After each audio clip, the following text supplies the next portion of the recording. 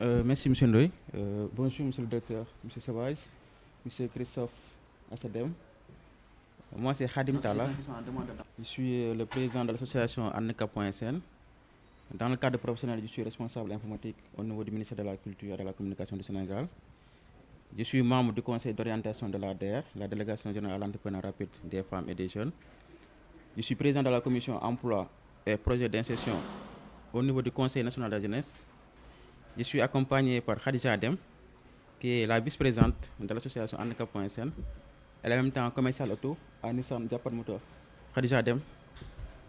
Je suis aussi accompagné de Boun Omar Ndiaye. Il est artiste, photographe.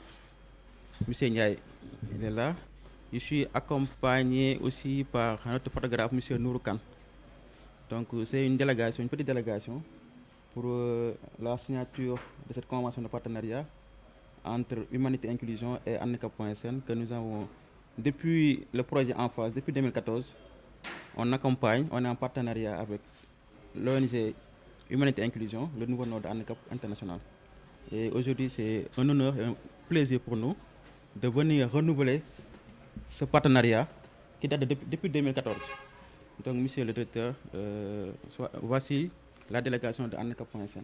Merci Khadim. L'honneur est à monsieur Christophe Obron. Oui, merci beaucoup, monsieur le directeur, cher Khadim Tala. Merci beaucoup de nous avoir conviés à cette cérémonie. On connaît l'engagement de Handicap International devenu Humanité et Inclusion sur le terrain du handicap. Peut-être moins sur celui du handicap intellectuel, et c'est ça qui nous fait plaisir aujourd'hui, c'est justement de mettre un peu en avant ce que nous faisons nous à ACEDEM, c'est-à-dire donc l'association sénégalaise pour la protection des enfants déficients mentaux, association qui a été créée il y a 32 ans par Aminata Mbaye, qui a le statut d'ONG depuis 2009, qui a été reconnue d'utilité publique par décret de 2017, et au sein de laquelle je suis heureux de travailler. Je suis accompagné de Maguette Fall, qui est la directrice du centre Aminata Mbaye, qui œuvre à accueillir donc des enfants déficients intellectuels. Peut-être quelques mots juste pour expliquer un peu. Ce sont des enfants et jeunes adultes de 5 à 25 ans, ou même au-delà d'ailleurs, qui souffrent de handicap intellectuel. Toutes sortes de handicaps intellectuels, ça peut être la trisomie 21, ça peut être l'autisme, ça peut être des IMC, ça peut être toutes sortes de handicaps légers et moyens qui peuvent quelquefois dus à des problèmes, par exemple, de manque d'oxygène à la naissance, à l'accouchement, et qui vont perturber la vie de l'enfant ad vitam aeternam, parce qu'un handicap, ce n'est pas une maladie. Et on est là depuis la naissance jusqu'à la mort, et il faut donc gérer cela. Et les personnes qui vivent un handicap intellectuel n'ont évidemment pas la possibilité, enfin, du moins un grand nombre d'entre eux n'ont pas la possibilité de s'exprimer par eux-mêmes sur ce qu'ils ressentent. Et nous sommes là, nous, et c'est la mission difficile, de parler à leur place.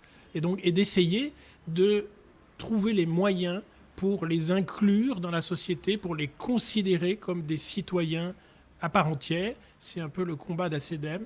Nous ne sommes pas les seuls sur ce terrain-là. Il y a d'autres associations comme Estelle que nous avons évoquées, mais encore d'autres. Je veux toujours parler de cela parce que nous avons peut-être la chance d'avoir une ancienneté, quelques moyens financiers.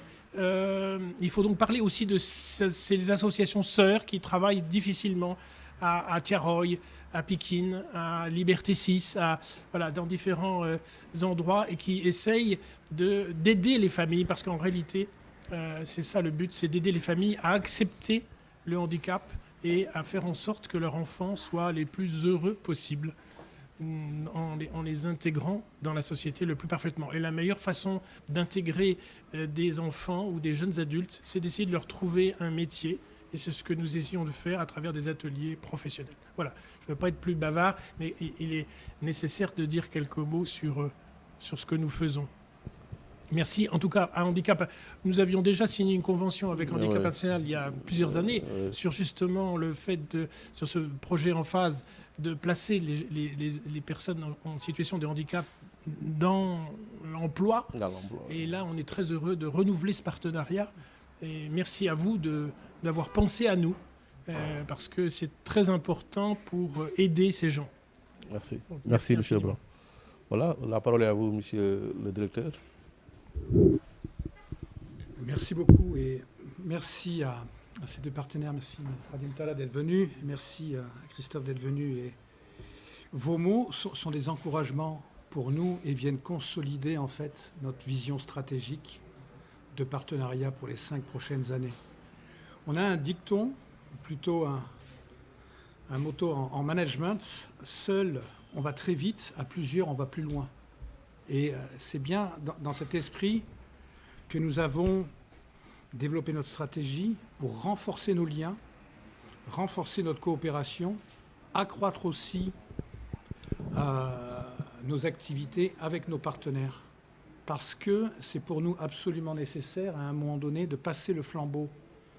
Ça ne sera peut-être pas dans 5 ans, ça on ne le sait pas encore. En tout cas, notre stratégie nous emmène vers de plus en plus de collaboration avec nos partenaires, de plus en plus de transfert de responsabilités, de fonds, d'activités, pour permettre aussi à des organisations qui sont nationales, qui sont locales, de pouvoir aussi se développer et d'entretenir des relations parfois privilégiées avec certains bailleurs de fonds notamment, et au niveau international.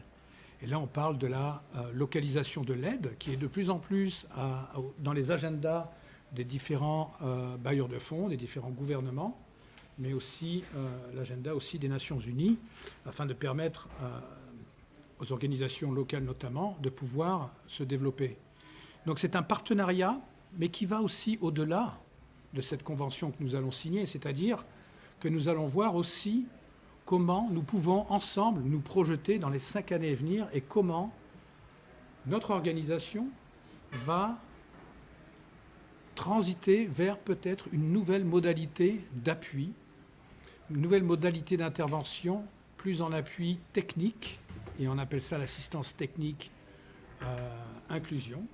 C'est une nouvelle modalité que nous allons mettre en place progressivement pour être plus dans une position de conseiller technique, et peut-être qu'à un moment donné, il n'y aura plus besoin de cet appui technique, et moins comme, j'ai envie de dire, bailleur ou financeur d'activités.